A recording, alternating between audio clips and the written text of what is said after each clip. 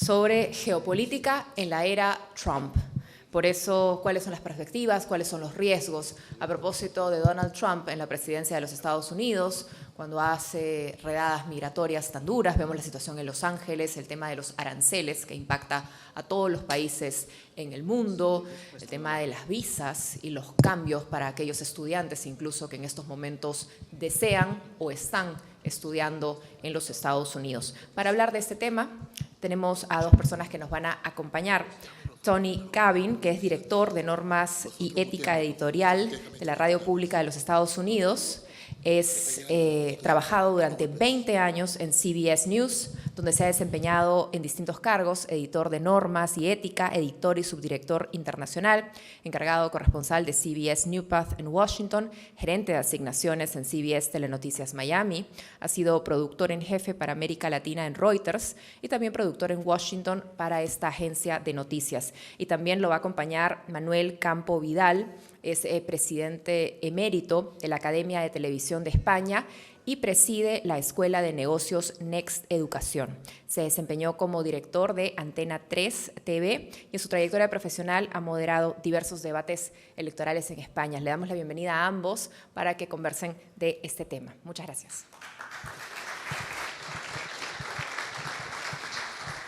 Gracias. Muy bien, buenos días. Un saludo a los presentes. Gracias por la acogida en Lima. Y un saludo también a los que nos ven, porque esto se emite en directo a través de Latina y probablemente de ahí al resto del mundo. Para mí es un honor participar desde el primer día que llegamos a un acuerdo con la Academia de Televisión, que yo entonces presidía, y con la Alianza Informativa Latinoamericana. Llevamos por los 10º premios Iris, que se entregarán mañana por la noche, y es una suerte también poder dialogar ahora con el amigo Toby Kevin, que nos hemos encontrado en tantas jornadas. Él venía en representación de la CBS, ¿no? Y le agradezco especialmente que esté aquí, siendo él un ciudadano norteamericano, con las tensiones que realmente están sucediendo. Hay un terremoto mundial, el epicentro está en la Casa Blanca, pero hay distintos escenarios donde se sienten las réplicas, los temblores de ese terremoto. El último, acaban de citarlo, en las calles de Los Ángeles, pero realmente en las fronteras, en los temores en México, en los temores en Groenlandia, en la situación en Europa, las guerras que no paran, ni la de Ucrania ni el exterminio en marcha en Gaza y tantas otras cuestiones, los aranceles, la caída de las bolsas. Hay muchos escenarios donde se replican ese terremoto que nosotros tenemos ahí y llevamos solamente 120 días de la nueva presidencia, de la segunda vez que Donald Trump llega a la Casa Blanca, ¿no? Bueno, yo creo que es una suerte poder escuchar aquí a nuestro amigo Tony Kevin. Lo conocéis muchos de vosotros, él es una persona muy templada, muy rigurosa. Me ha llamado mucho la atención, Tony, ese puesto que tienes de, no sé si traduzco bien, de supervisor de ética.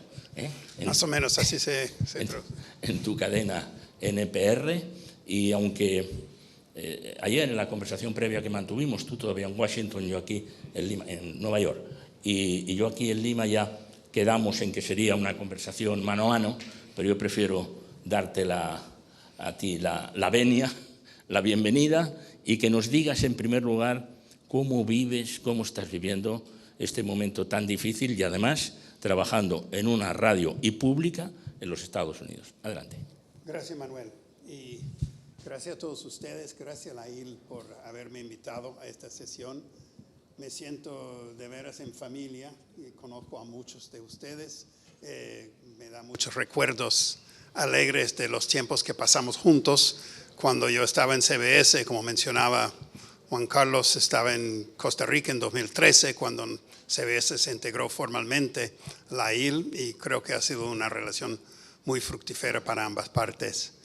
También quisiera decir antes de empezar que yo estoy obviamente hablando de parte personal y no en nombre de mi empresa, la Radio Pública Nacional en Estados Unidos, que a diferencia de muchas radios y televisiones públicas, no es del gobierno, es medio independiente, es totalmente independiente en términos editoriales, recibe una porción de sus fondos del gobierno federal, pero apenas 1% directo, 10% contando con lo que nos dan los emisores locales.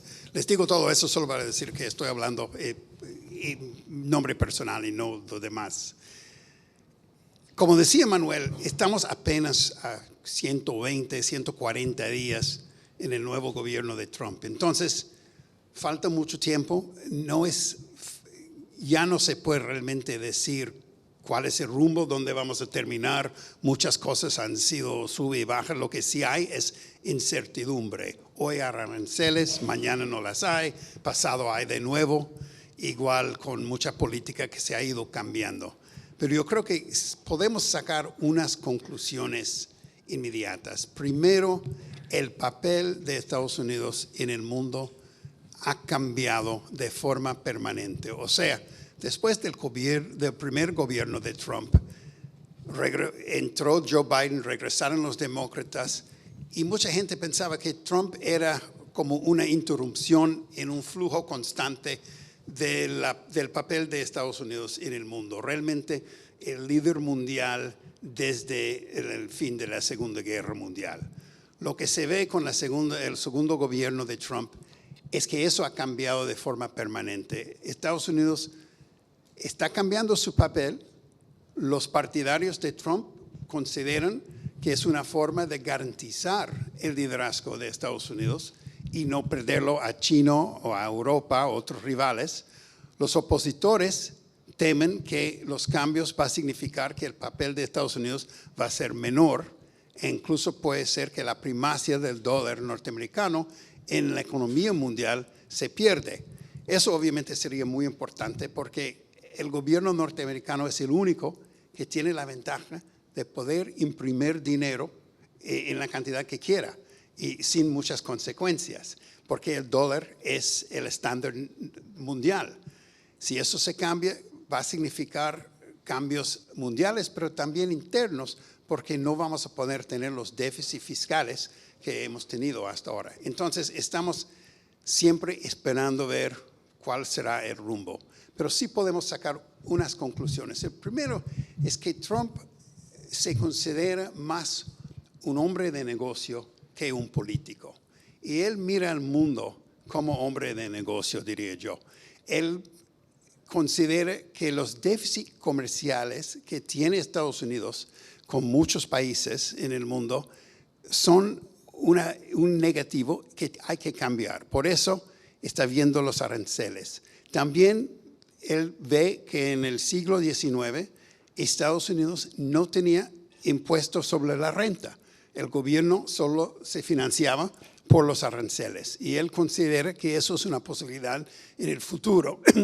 Y por lo tal puede recortar los impuestos sobre la renta y llenar ese hueco, digamos, con aranceles. Entonces, eso explica, creo yo, mucho de las políticas que hemos visto hasta el momento. Hay tensiones internas, no ha sido una línea recta, pero eso es como el principal que gobierna lo que está intentando hacer con la economía.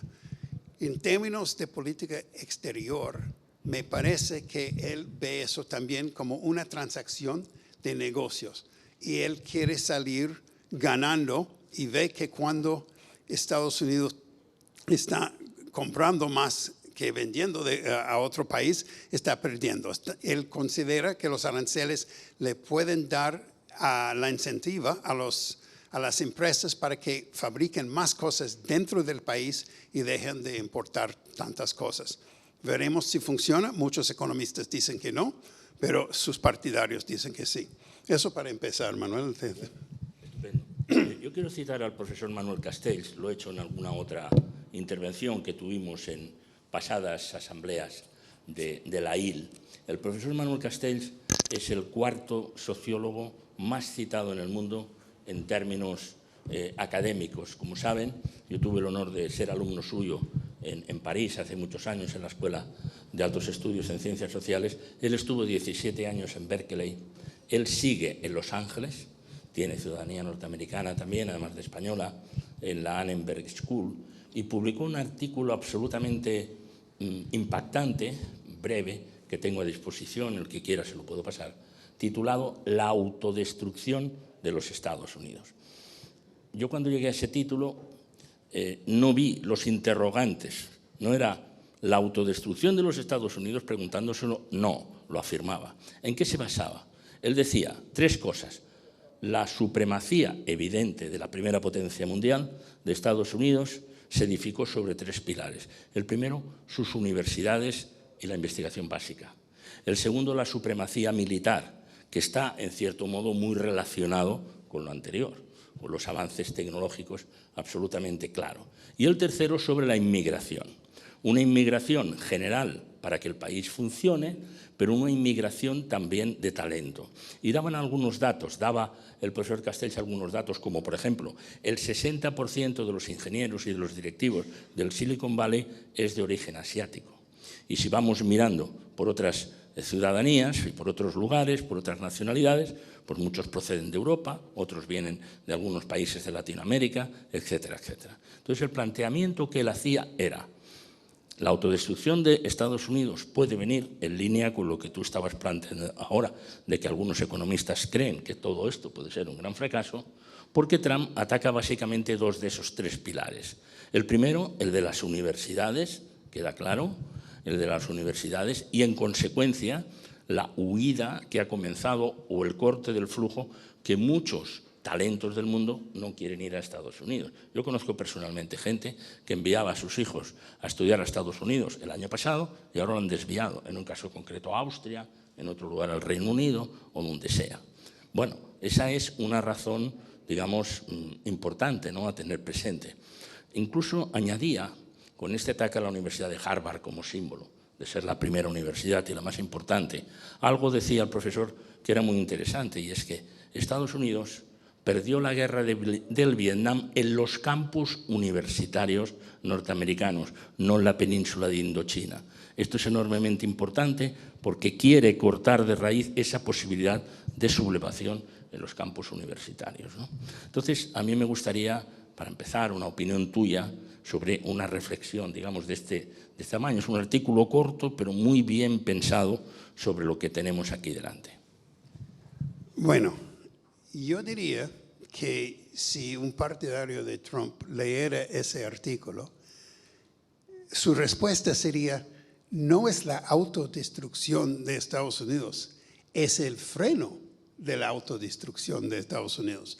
Porque los partidarios de Trump consideran que el hecho de que 27%, más que uno de cada cuatro, de los estudiantes en Harvard son extranjeros, el 40% de los estudiantes en Columbia, en Nueva York, son extranjeros. ¿Cómo es que el gobierno norteamericano está subsidiando a universidades que se dedican a ganar? Los extranjeros pagan la tarifa completa.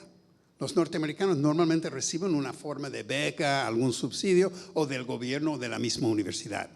Entonces, él contestaría: no estamos intentando destruir las universidades, estamos decidiendo que el dinero del gobierno, de los contribuyentes norteamericanos, no debe ser para llenar las bolsas de las universidades élites que también están sacando dinero de los extranjeros que están estudiando acá. Mi opinión no importa en eso. Yo sé lo que son a los dos lados del argumento. En lo de los inmigrantes, ellos consideran que la migración, yo creo que si hay algo en que todos los norteamericanos coinciden, es que el sistema de migración de Estados Unidos está roto, está totalmente roto. Y está roto porque ya ha dejado de funcionar. Mucha gente, por muchas razones, quiere vivir en Estados Unidos, o por lo menos quería vivir en Estados Unidos, y sencillamente no existe la infraestructura para procesar tanta gente. Entonces, fácilmente los migrantes sean un tema político que está usado, francamente, por ambos lados. Pero el problema es que si alguien dice, como este sociólogo, que creo que tiene mucha razón en su argumento, pero se dice que quiere destruir ser un país de inmigrantes, es muy difícil no señalar que el argumento principal de los partidarios de Trump es que Estados Unidos no sabe quién está dentro del país. Y eso es un tema de seguridad nacional. Obviamente mucha gente viene para trabajar, etcétera, pero ellos dirían, los partidarios de Trump, es que cómo puede funcionar un gobierno que ni siquiera sabe quién está dentro, quién está fuera de su propio país. Sin embargo, por todo el argumento, nadie, por lo que yo veo, está diciendo cómo arreglar el sistema de inmigración. Lo que están diciendo es que hay que frenar la migración o hay que dejarlo funcionar y pensar en el costo humano de expulsar a tanta gente, etcétera, etcétera. Pero el problema es que está roto y por lo cual diría que los partidarios de Trump contestaría al sociólogo diciendo que no, nosotros estamos intentando frenar, poner fin a la autodestrucción de un país que ha perdido control de sus fronteras, que está subsidiando universidades donde los profesores pueden decir lo que quieran, que no realmente reflejan las políticas del gobierno. Obviamente hay un contraargumento a todo eso, pero es complicado porque lo que diría Trump y lo que dicen sus partidarios es que el sistema de Estados Unidos ha dejado de funcionar como funcionaba antes y no están buscando otra alternativa. Y por el momento los demócratas están diciendo, sí, tenía sus fallas, pero funcionaba. Y eso realmente es, para mí, lo que está al fondo del argumento político a nivel interno en Estados Unidos. Yo quiero de nuevo agradecerte tu valentía por estar aquí hablando de este tema, porque eres un ciudadano norteamericano que estás en una radio pública, de acuerdo que no es directamente del gobierno, que es una non-profit, pero es realmente admirable tu posición. Mira, yo quiero preguntarte sobre el clima que hay, porque algunas personas se están retirando, bien sean, en este caso, algunos intelectuales, algunos científicos que buscan un territorio, digamos, más tranquilo para que crezcan sus hijos y sin tanta tensión y sin tanta polarización, ¿no? Y quiero basarme en un dato que todavía yo no he publicado, pero que tengo contrastado de este fin de semana antes de volar a Lima, que es el siguiente. El día 30 de junio se celebra en la ciudad de Sevilla la 4ª Conferencia de Financiación al Desarrollo de Naciones Unidas. Es la 4ª, la anterior se hizo hace 7 años en Addis Abeba. Para preparar esta cumbre, que va a estar toda la representación máxima de Naciones Unidas en Sevilla el 30 de junio, llegó una delegación de unas 22 personas sobre el mes de febrero aproximadamente a Sevilla, donde estaban pues gentes de seguridad, gentes de protocolo, gentes de logística, etcétera, etcétera. Cuando ahora han confirmado a 20 días pista la lista, se dan cuenta que una parte importante de aquellos 22 no vienen. Y cuando han preguntado por qué, la respuesta que dieron, no es una respuesta oficial de Naciones Unidas, es alguien que forma parte de la lista, dijo, tienen miedo a salir de Estados Unidos por si no les dejan volver. Estamos hablando de ciudadanos que tienen la carta verde, de ciudadanos que incluso algunos de ellos son, no solamente proceden de América Latina, proceden de otros países del mundo, son funcionarios de Naciones Unidas o contratados por Naciones Unidas, algunos incluso tienen nacionalidad norteamericana por permanencia, por matrimonio, por lo que sea. Realmente parece que hay algún antecedente incluso con alguna persona del Fondo Monetario Internacional que fue enviado a una misión y a la vuelta no lo dejaron volver a su país. ¿Realmente esa tensión es tan apreciable? ¿Esto es así, Tony? Bueno, seguro que existe. O sea, hay mucha gente que piensa 2 veces. Yo no tengo datos, pero tengo anécdotas. Por ejemplo, un colega es un ciudadano norteamericano, pero nacionalizado, era de otro país. Sus padres vinieron a visitarlo y a conocer a sus nietos y decían que el avión desde Alemania a Washington estaba casi vacío. Es decir, que el turismo ha bajado bastante. He leído que las líneas aéreas canadienses están reajustando sus horarios para volar más a Europa y a América Latina y no tanto a Estados Unidos. O sea, En Canadá tenemos un arreglo muy especial. La aduana y migración norteamericana, de hecho, están en los aeropuertos canadienses, que permite que el avión que sale de Canadá aterrice en cualquier aeropuerto dentro del territorio norteamericano, porque la gente ya ha pasado por migración y aduana y no necesita un aeropuerto. O sea, los dos países han sido tan cercanos históricamente desde la guerra de 1812, o sea, más que 200 años. Pero eso, al parecer, por lo menos en las cosas, anécdotas, se está cambiando. Tengo un amigo británico que acaba de escribir un libro, iba a hacer una gira por Nueva York, por Estados Unidos, para poder vender el libro. Decidió cancelarlo porque estaba atemorizado que no lo iban a dejar entrar. No sé si tenía razón o no, pero son todas esas historias que en sí tienen un efecto como bola de nieve, que la gente empieza a creer, ¿realmente vale la pena ir a Nueva York de vacaciones? Tal vez este año vayamos a París o vayamos a Londres o donde sea. Y yo creo que a nivel personal, no, las calles de Nueva York siguen siendo llenas de gente de otros países, no solo migrantes, pero gente que obviamente está haciendo turismo. No he estado mucho en Miami o Los Ángeles o Washington, pero sospecho que sea igual. No se ha notado, aunque sí, como digo, el amigo dice que los aviones vienen vacíos. Bueno, en el caso de España, las agencias de viajes dijeron hace unos 20 días que se habían anulado 12.000 viajes. 12.000 viajes es mucho, pero es poco en comparación con lo que normalmente. Pero en lo que va de año, anular 12.000 viajes es una tendencia y realmente pues hay una situación de incertidumbre y hay una situación, digamos, un poco inquietante, ¿no? No, y si uno va de vacaciones, realmente no quiere, o sea, los aeropuertos de Nueva York son suficientemente malos sin que la aduana se pone feroces.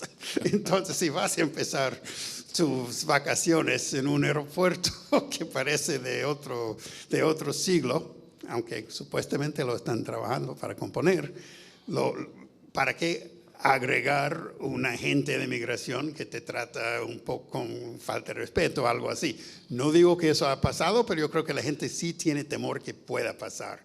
Entonces, bueno, agrego un factor más. También conozco personas en España que mantienen sus vacaciones en Estados Unidos, o sea que eso es así. Bueno, y les damos la bienvenida a Nueva York, estamos más que dispuestos a recibirlo. Déjame empezar primero mirando las fronteras de Estados Unidos. México en el sur, Canadá en el norte. Ha extrañado mucho en todo el mundo, porque claro, cualquier país en el mundo dice, si estos son los vecinos, si hay un tratado de libre comercio, si esto es realmente, si ya te peleas con el vecino más inmediato, ¿qué puede esperar el que está realmente lejos? ¿Cómo se vive ahí esa situación en México? Por ejemplo, en este momento, ayer estaban diciendo las noticias que salen banderas mexicanas, aunque no sean mexicanos los que las llevan en la mano como símbolo, en todo caso, de que ahí tiene que haber al revés, un muro sobre el muro, un muro para que no les echen, ¿no? ¿Cómo lo ves esto para Canadá y para México? Bueno, anoche, precisamente en nuestro noticiero principal, pasamos una nota sobre el uso de la bandera mexicana en estas manifestaciones y las reacciones del público. El problema es que yo estaba en un avión y no lo oí. Pero lo que sí puedo decir es que es como un arma de doble fila. O sea, mucha gente nacionalista en Estados Unidos los señala y dice, hey, ni siquiera son americanos, tienen otra bandera, ¿cómo es posible que se están manifestando y destruyendo cosas en nuestro propio país? Y hay otros que señalan que en algún momento gran parte de Estados Unidos pertenecía a México y que de hecho es lo que dicen algunos activistas mexicoamericanos, no es que crucemos la frontera, sino la frontera nos cruzó a nosotros. Entonces, la relación entre los dos países es complicada, por decirlo, larga, y el problema también es que la diferencia económica es enorme. Con Canadá, realmente uno cruza Canadá y con la excepción de que los rótulos en la autopista están en kilómetro, se puede estar en Estados Unidos, con la excepción de Quebec.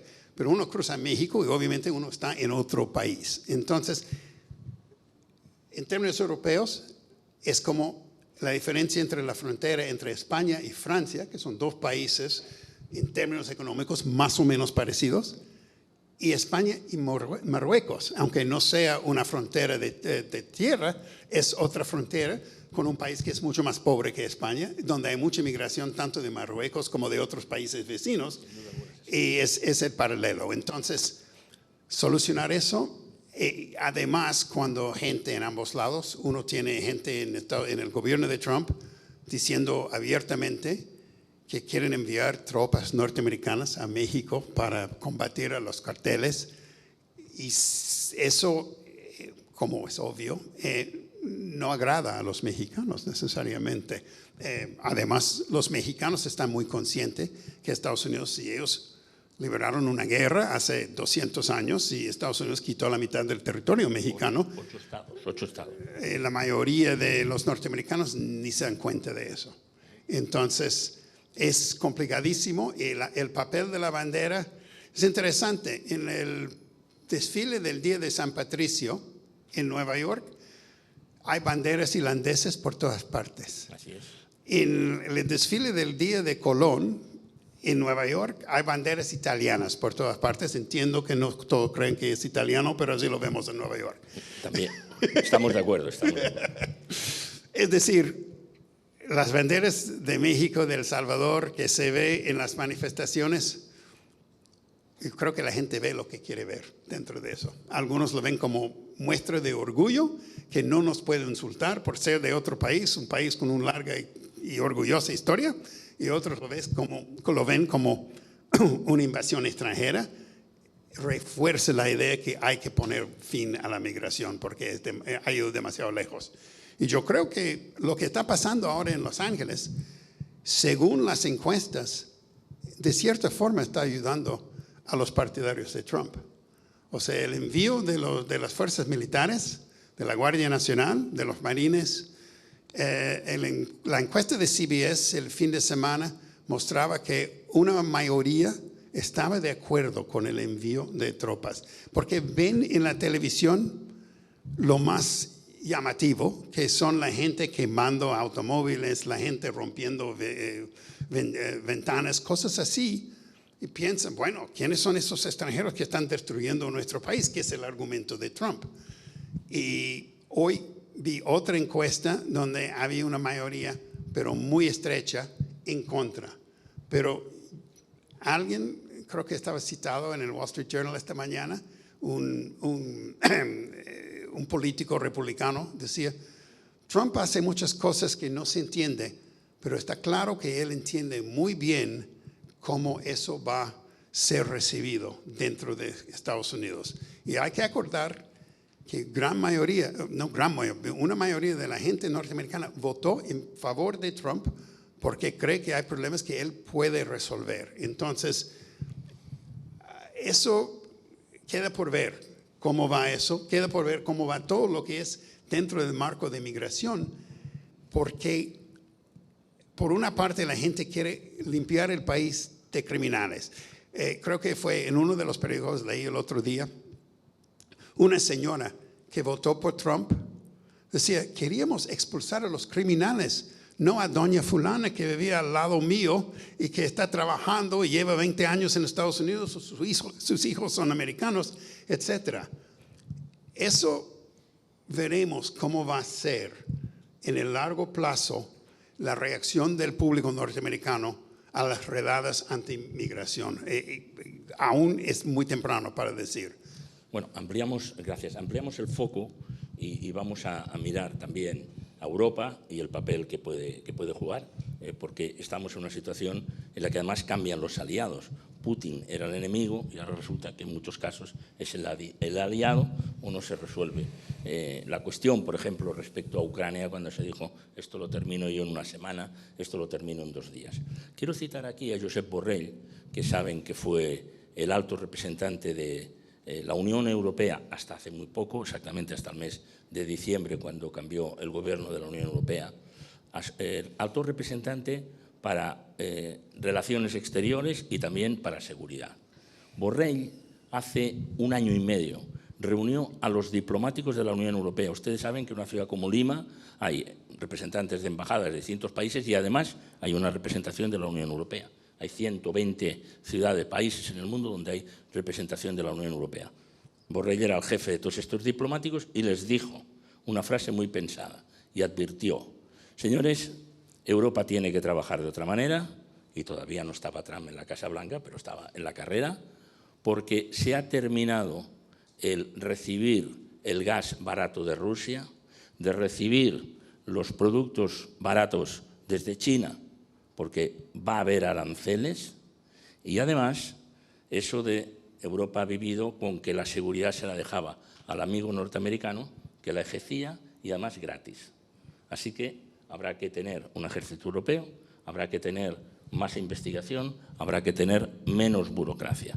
La situación en Europa con relación a Trump, en una Europa debilitada también, porque hay países que, unos por amistad con Putin, léase Hungría, otros por amistad con Trump, léase Giorgia Meloni de Italia, está un poquito resquebrajada. Esa es la situación real en la que tenemos, pero en todo caso Europa tiene que dar un paso al frente y tiene que decidir si se fortalece o terminará siendo pues un satélite o de Estados Unidos o de China, que es el otro riesgo que hay ahí.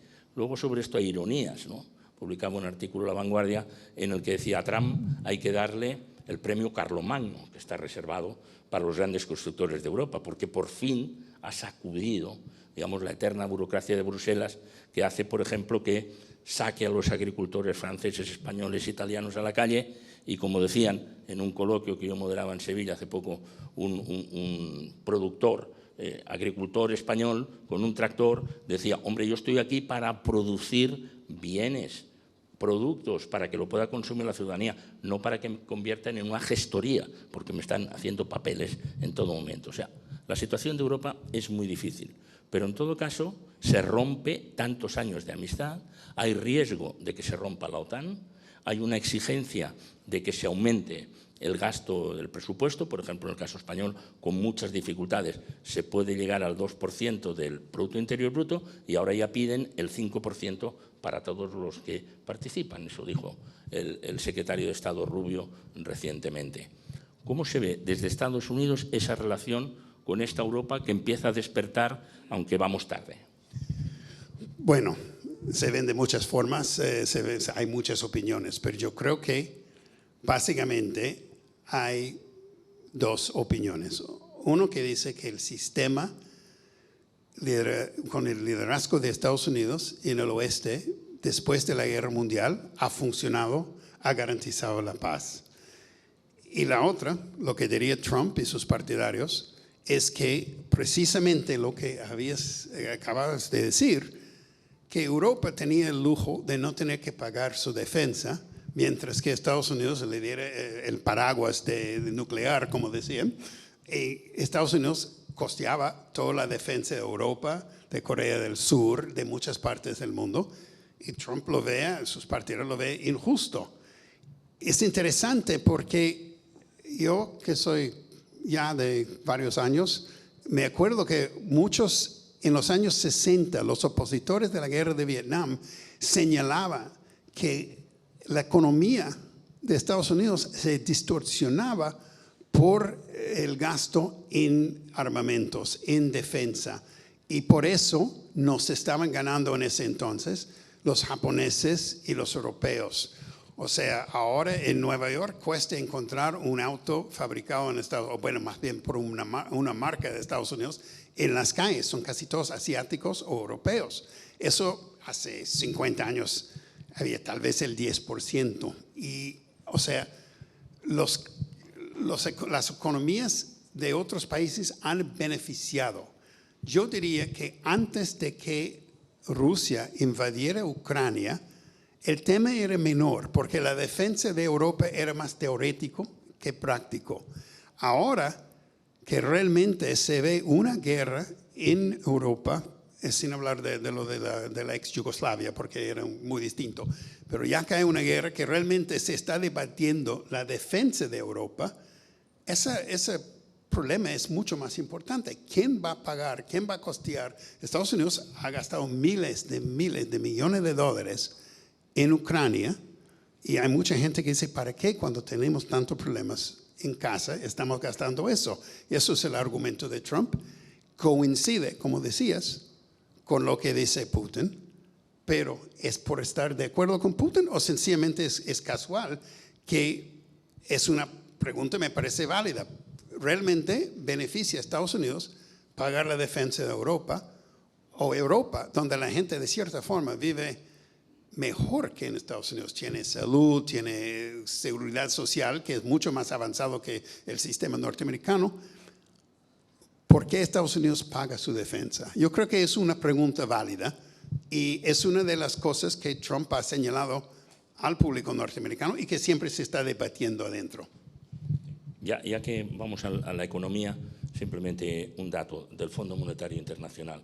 La última declaración que hizo sobre esta cuestión rebajaba la posibilidad de crecimiento para este año a un 2,8% del incremento global, digamos, de la riqueza. Retrocedía medio punto, pero sin embargo para Estados Unidos le retrocedía 0,9, es decir, casi un punto. Yo no sé si este debate económico, en este caso, en periódicos como el Wall Street Journal o con estas alteraciones por las que te preguntaré después de la bolsa, sobre todo por algunas declaraciones, por lo que se ha llamado la guerra mundial de los tweets realmente entre Elon Musk y Donald Trump, si realmente hay debate económico sobre el riesgo de ese retroceso incluso aún más pronunciado o, como dice Donald Trump, estos son costes de la transición y ya se va a recuperar y se va a normalizar próximamente. Eso, o sea, es muy buena pregunta, no tengo respuesta. Lo que sí te puedo decir es que creo que todos coincidimos en que a los mercados lo que les gusta es la continuidad, la estabilidad.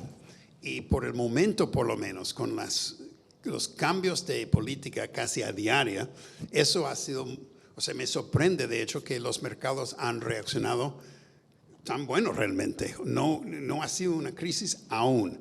Realmente están divididos en Estados Unidos, como están divididos en todos también por ese tema. Y como tú dijiste muy bien, Trump y sus partidarios insisten, gracias, que hay un poco de dolor, pero en el largo plazo vamos a estar más ricos que nunca, según Trump. Y la mayoría de los economistas dicen que no. Están debatiendo ahora en el Congreso un proyecto de ley que va a incrementar mucho el déficit financiero de Estados Unidos y eso puede tener muchos efectos en el largo plazo, no solamente en Estados Unidos, sino en todo el mundo. Y actualmente estamos en Estados Unidos muy dependientes en los inversionistas extranjeros que compran los bonos del Tesoro de Estados Unidos para financiar el déficit presupuestario que tenemos. Si las tasas, si necesitan prestar más dinero, obviamente la tasa va a subir y nos va a costar mucho más, va incluso limitar la flexibilidad que tenga el gobierno en términos de decidir cómo va a porcionar sus gastos. Entonces, el problema con eso, como dicen de los economistas, siempre todo está en teoría. El problema con eso es que no sabemos.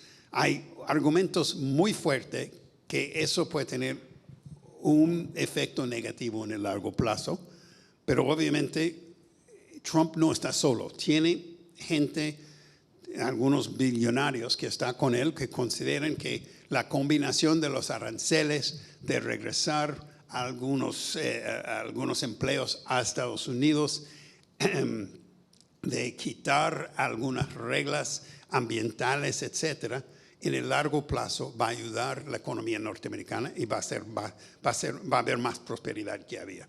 Eso es una opinión de minoría, diría yo, pero sí es su argumento.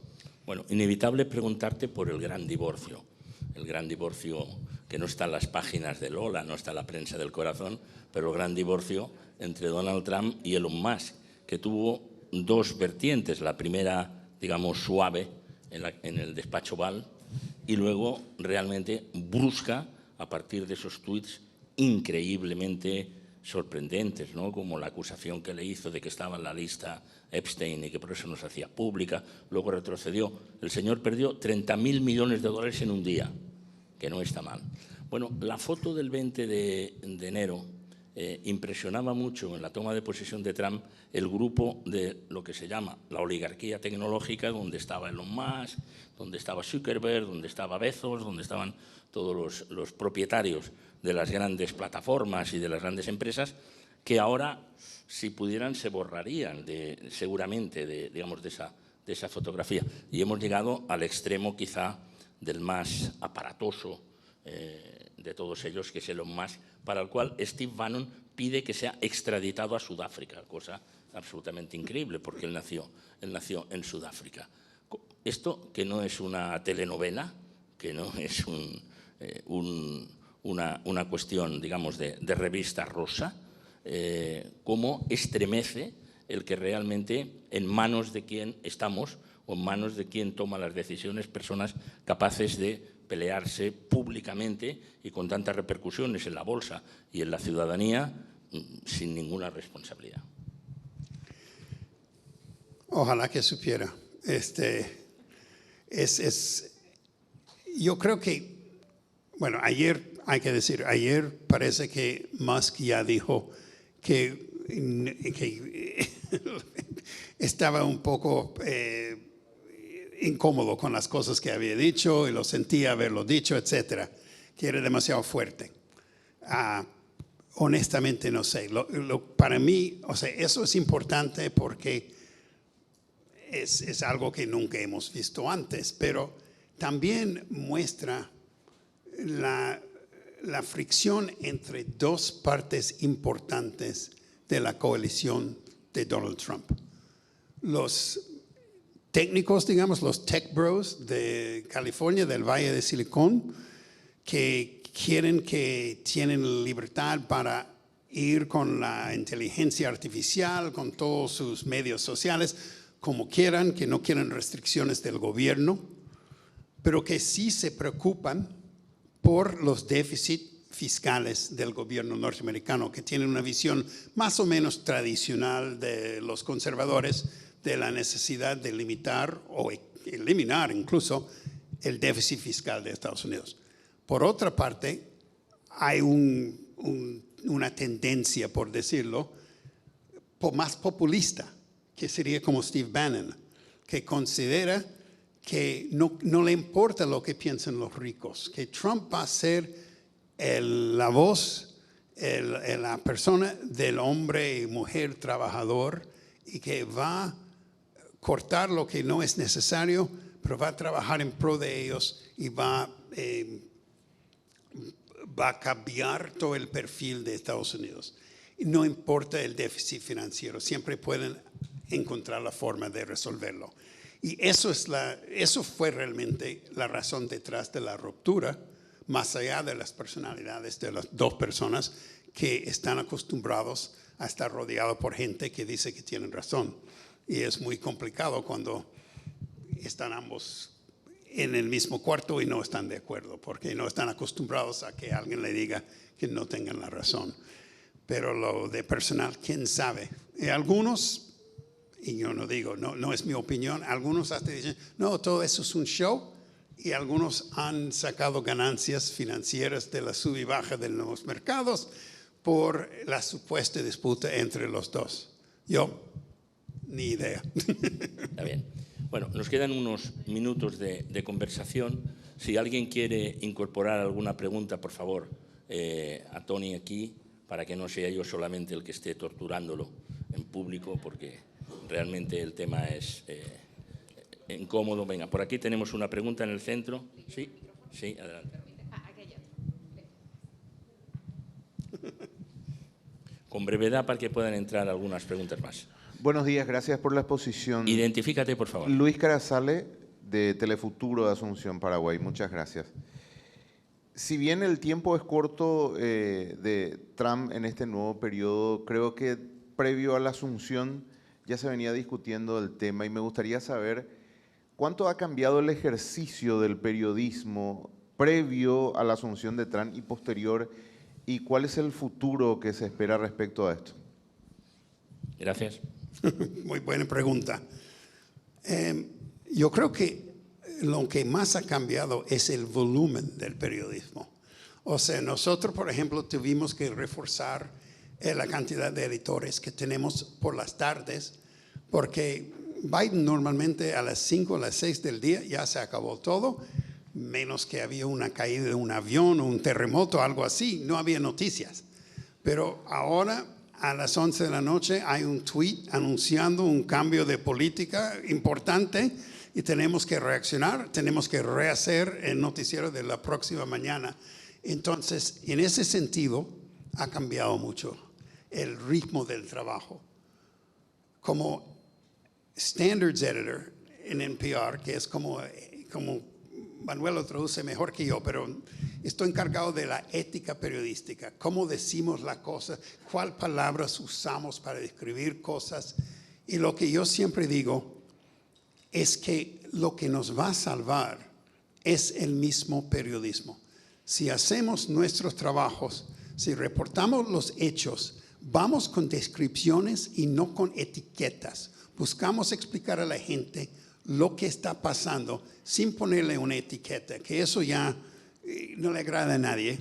Eso va a ser la única solución a los problemas que tiene el país y a la posibilidad de encontrar soluciones en nuestro país que está tan polarizado. No somos los únicos, pero así es con el periodismo. Entonces, quiero decir que no ha cambiado nada en el ejercicio del periodismo. Una excepción es que, y eso es algo que mencionó Manuel antes, somos muy estrictos en el uso de fuentes anónimas. Por ejemplo, si yo entrevistara a Manuel y no quiere usar su nombre completo, la regla nuestra es tenemos que explicar exactamente por qué la fuente no quiere usar su nombre, etc. Lo que hemos notado es que mucha más gente no quiere que usemos sus nombres en el aire. Antes de la llegada de Trump, los dos temas principales eran el aborto, donde muchas mujeres nos querían contar sus historias, pero no querían usar sus nombres completos por muchas razones obvias, y las cosas de seguridad. Entrevistábamos a soldados ucranianos que por razones de seguridad no están permitidos darnos sus nombres completos. Pero ahora tenemos, bueno, además de los migrantes que no tienen papeles, mucha gente está preocupada por repercusiones en sus propios centros de trabajo. Muchos empleados federales que están temidos de los cortes que está haciendo Trump, tampoco quiere que usemos los nombres. Eso se ha puesto muy complicado para nosotros, porque tampoco podemos tener un noticiero sin nombre de nadie, ¿no? Lógico. ¿Por ahí alguien quiere intervenir? ¿Por allí abajo alguien más? ¿Por aquí? Sí, adelante. El compañero de Uruguay, por favor. Aquí a la izquierda, por favor. Aquí. Perdón. Aquí. Ahí. Tienes.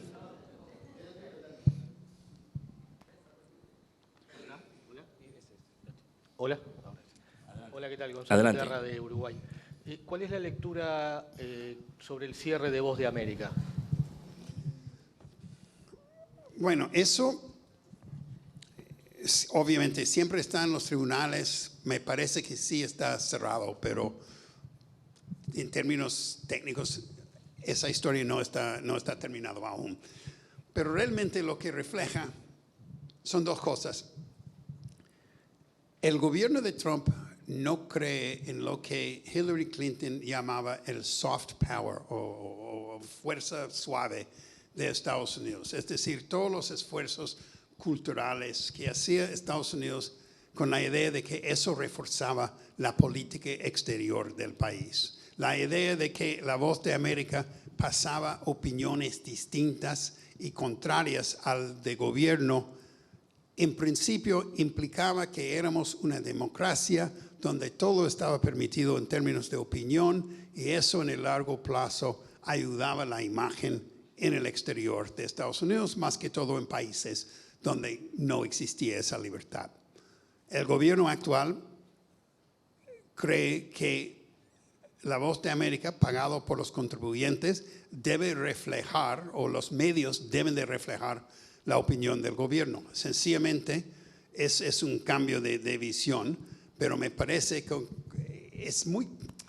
Creo que la segunda ley de Newton dice realmente que es mucho más fácil destruir algo que construirlo. Y si deciden en un próximo gobierno rehacer La Voz de América o la Radio Libre de Europa o alguna de esas emisoras, va a ser muy complicado después de lo que han hecho. Entonces yo creo que hemos llegado a un momento decisivo en eso, pero no veo que regrese Trump. Yo sé que ahí tiene relaciones con la BOA y obviamente Juan Carlos puede decirles, pero no sé cómo ha cambiado eso. Sí, Mónica ha pedido la palabra. Mónica Delta, por favor, tenéis un micrófono. Déjale el mío. Le agradezco, pero muchas gracias. Hola, ¿qué tal? ¿Cómo estás, Tony? Mónica Delta de Latina. No es una pregunta, más es una reflexión y cómo enfrentarla, ¿no? Porque Trump ha generado un estilo de relación con el periodismo completamente distinto al que estábamos acostumbrados, probablemente desde los Estados Unidos, y esto ha generado en varios países del mundo una relación en las formas de descalificación del periodista si es que el periodista hace preguntas incómodas, que es el trabajo del periodista. En Estados Unidos, ¿cómo ha cambiado, digamos, dentro del gremio el hecho de enfrentar situaciones de esta naturaleza? Ha variado mucho a partir de las redes sociales el tema de la opinión con la información, pero el rey del manejo de la opinión ha sido justamente Trump en su primera candidatura. Entonces, la pregunta es, porque esto está ocurriendo en el Perú, está ocurriendo en otros países del mundo también, es cómo ustedes como periodistas en Estados Unidos han logrado o logran que esa descalificación y desprestigio constante que viene de la autoridad hacia el periodismo responda, ¿no? Como tú bien lo has hecho aquí, viendo dos versiones y separando muy bien la opinión de la información, pero en todo caso es algo que nos interesaría saber. Muchas gracias. Bueno, tuvimos un incidente hace poco. Había un programa largo, creo que era, no me acuerdo, tenía que ver con el gobierno de Trump y había voces en ese programa muy críticas y yo decía, es parte de mi trabajo, que los productores tenían que preguntar a la Casa Blanca por su respuesta a las acusaciones que hacía la gente en el programa, que no podemos sacar el programa sin ese lado. Y ellos respondían, pero van a decir que somos fake news, que somos noticia falsa, que estamos inventando, que somos mala gente.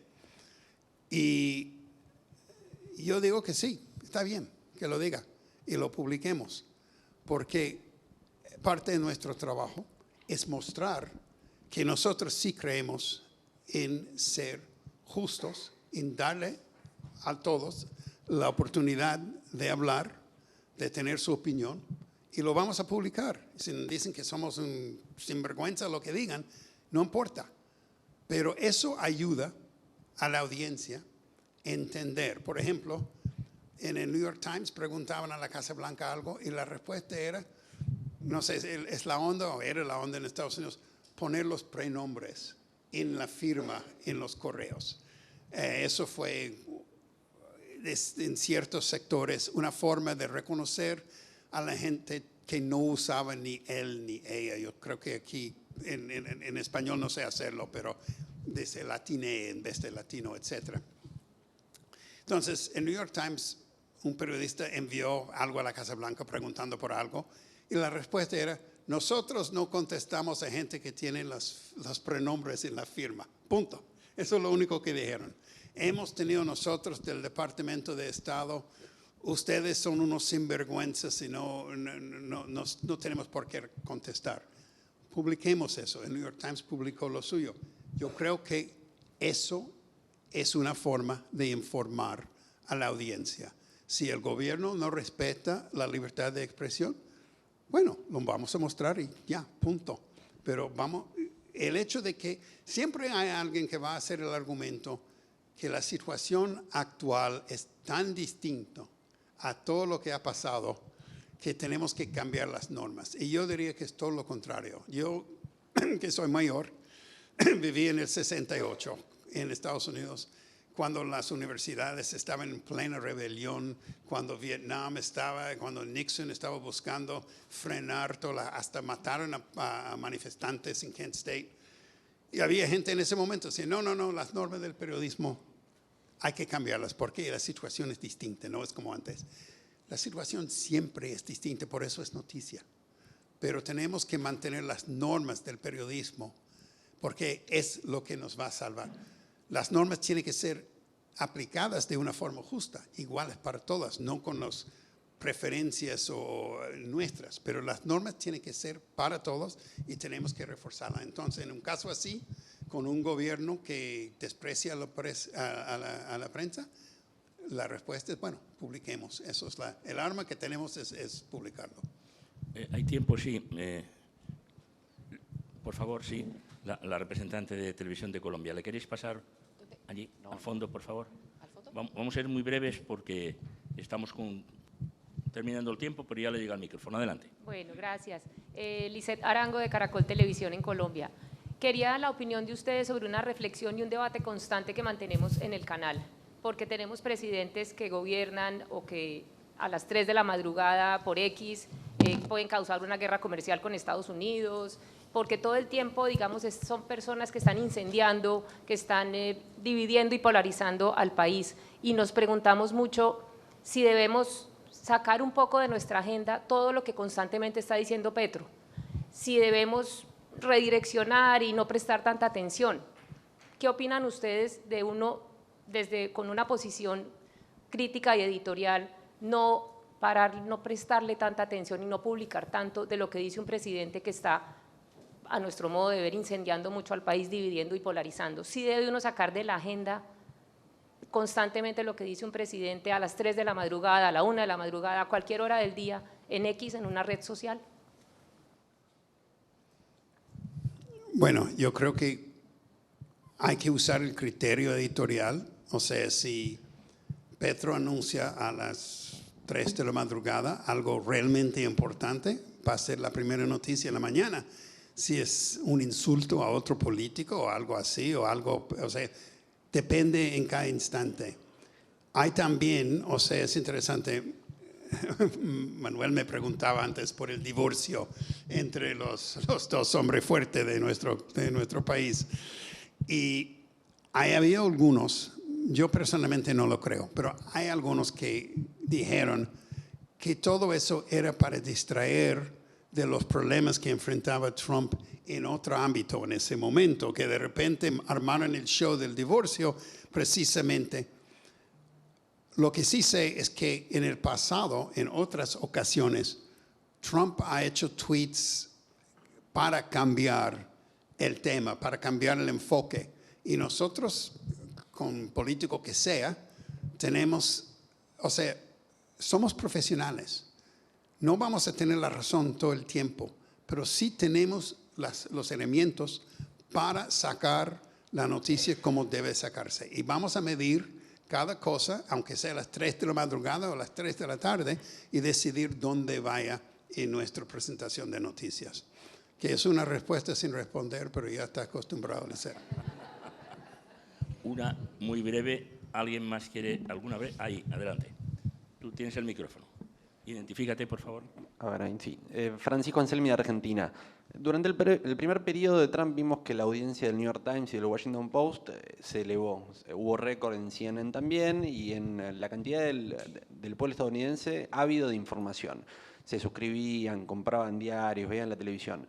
Vemos que en este segundo periodo el Washington Post está en una posición más oficialista, hizo grandes cambios y el New York Times está intentando llevarlo adelante. ¿Cómo crees que va a pasar de acá a los próximos meses? ¿Hay un caldo de cultivo para la gente que quiere seguir consumiendo periodismo o cambió la época y la gente ya está harta y no cree más en los medios? Muy buena pregunta. O sea, realmente no sé. Yo creo que de cierta forma existe un cansancio de la noticia política que no existía hace 8 años. pero realmente no tengo datos para reforzar ese argumento. Obviamente el Washington Post ha cambiado mucho su posición. Su dueño dice que tiene razones, pero parece que esas razones van muy bien con sus necesidades de negocio. Entonces veremos. También ha cambiado mucho, o sea, el papel de las redes, el papel de los podcasts es mucho más importante ahora que era hace 8 años. Si se acuerdan, en 2016 había un escándalo una cuestión sobre si Trump había aprovechado de una empresa para manipular Facebook. Facebook ya casi no existe, pero Trump pasaba mucho tiempo en podcasts hablando con anfitriones que tienen audiencia entre grupos distintos, más que todo jóvenes, hombres jóvenes, votantes que él necesitaba. Entonces era muy fácil seleccionar su audiencia por medio del medio, en una forma que no existía 8 años antes. Entonces, por eso no sé, o sea, el New York Times entiende algo que yo creo que con la ventaja del tiempo es obvio. La gran mayoría de la gente que compraba el periódico antes del Internet no lo compraba para leer de Siria o para leer de la política financiera o el mercado de Wall Street. Lo compraba para las recetas, lo compraba para los cupones de dar un descuento, para saber cuándo salía la película, para ver la guía de televisión. Todas esas cosas que eran parte de un periódico en cualquier país del mundo. El New York Times está agregando su sección de cooking, de cocina. Es una de las cosas más exitosas. Yo confieso que cada mañana al levantarme lo primero que hago es jugar Wordle. ¿Ya? Estoy ya adicto, o sea, además de hacer el crucigrama la noche anterior. Pero nadie más, por el momento, ha tenido éxito en combinar varias de las funciones de un periódico tradicional, porque las noticias personales ya están en un website, las recetas en otra. Y eso ha sido, creo yo, el secreto del éxito del New York Times, además de un periodismo excelente, que obviamente es al fondo de todo eso, pero eso también influye en tu... Pero otra vez respuesta, estoy convirtiéndome en político, otra respuesta sin responder. Pero. Bueno, vamos a dejarlo aquí. Muchísimas gracias, Tony. Gracias a usted. Muchas gracias. Muchísimas gracias por tu aportación y por tu valentía. Vamos a ver cómo salimos de todo esto. Adelante. Gracias a ti, Manuel. Realmente lo hiciste fácil.